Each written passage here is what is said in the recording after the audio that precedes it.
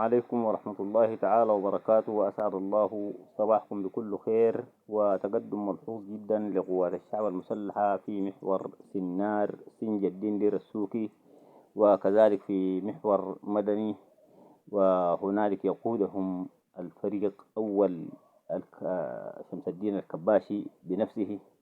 فنحن بنقول للجنجويد نحن غادتنا في الميدان، البرهان في الميدان، والكباشي في الميدان، وياسر العطا في الميدان، وكل جنرالات الجيش في الميدان.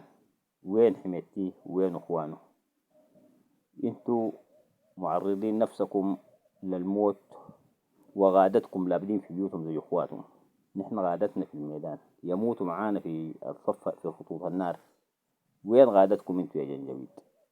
هل حميتي ده مات خلاص انتهى فطس، ولا خاف زي اخته وجرى؟ طيب لو خافوا بقى زي اخته وجرى، انتوا بتحاربوا ليه؟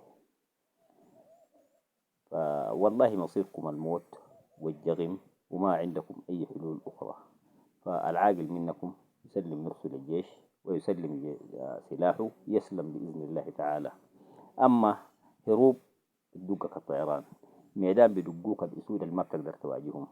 لذلك احسن لكم وافضل الطرق لكم انه تسلموا نفسكم، او كل واحد يشيل بندق ويخطها في راسه يدي نفسه طلقه ينتحر.